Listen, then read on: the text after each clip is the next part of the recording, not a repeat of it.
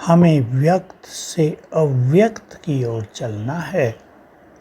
और इस संगम युग का, ये जो पुरुषोत्तम संगम युग है, जिसमें भगवान आकर हमें स्वयं परम सुख दे रहे हैं,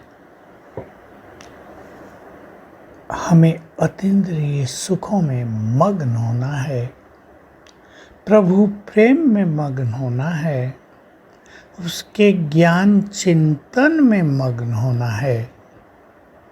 सभी इस स्थिति को प्राप्त करने के लिए अपने को तैयार करें। कई लोग ये सोचते हैं कि हम तो कर नहीं पाते। हम ये कहेंगे कर नहीं पाते, ये नहीं कहो करने के लिए समय नहीं देते। ये व्यर्थ ज़्यादा रहता है, व्यक्त भाव सारे दिन में ज़्यादा रहते हैं, व्यर्थ भाव ज़्यादा रहते हैं। देखना, सुनना, बोलना, कर्म में अति व्यस्तता, समय ही न देना, तो अनुभव कैसे होगा। सारा दिन अच्छे अभ्यास करते रहें कुछ कुछ, तो स्थिति बहुत सुंदर रहेगी। बहुत बार ये बात आ चुकी है, मुरलियों में भी आ चुकी है। तो देखिए, हमारी मग्न अवस्था का बहुत प्रत्यक्ष और सुंदर यादगार है कि महाविष्णु शेषशय्या पर सागर के बीच विराजमान हैं। देखो अपना सीन, ये हम सब की मग्न अवस्था की बात है। सांप जो जहरीले हैं, 5 दिखाते हैं अधिकतर, उन 5 को यानी विकारों को, काम, क्रोध, लोभ, मोह, अहंकार को अपने मित्र बना लिए। शेषशय्या बन गए, वो आराम का साधन बन गए। तो जब आत्मा इन विकारों से मुक्त हो जाती है तो उसके जीवन में, मन में आराम ही आराम रहता है। सोने वाला आराम नहीं, अतीन्द्रिय सुखों वाला आराम। गीता ज्ञान में मग्न दिखाए हैं, वहाँ बैठे आप देखो, विष्णु जी को देखो, कहीं और देख रहे हैं, अर्थात पालना कर रहे हैं सबकी सकाश देखकर। उनका ध्यान अपने पे नहीं, दूसरों पर बहुत ज़्यादा है, जिनको उनकी मदद चाहिए। चारों ओर सागर है, सागर में लहरें होती हैं, लेकिन वो उनसे निर्लिप्त हैं।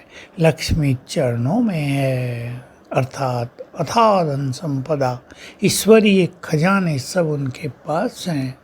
तो हम सभी प्रभु प्रेम में मग्न हो जाएं, उसके ज्ञान चिंतन में मग्न हो जाएं।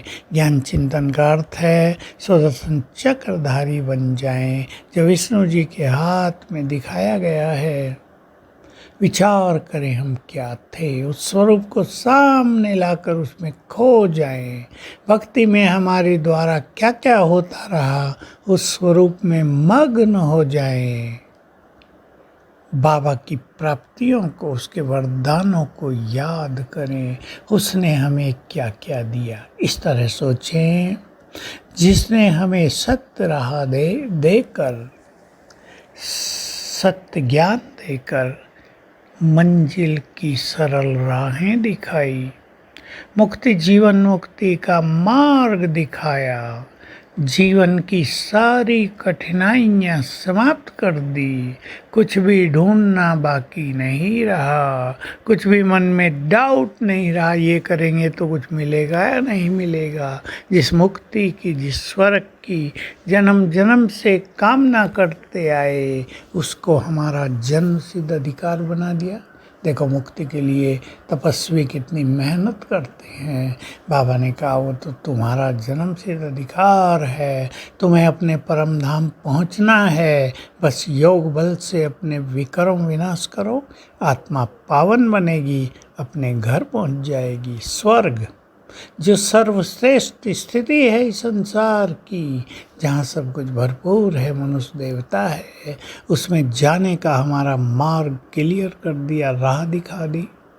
तो उससे हमें क्या क्या मिला, उसको याद करके, उसको शुक्रिया करते हुए हम उसके प्रेम में मग्न होने का रोज एक बार सवेरे सवेरे अनुभव करें, उसका जीवन पर बहुत गहरा प्रभाव होगा और बाबा हमारी इस मग्न अवस्था को देखकर बहुत प्यार के फूल बरसाएगा। ओम शांति।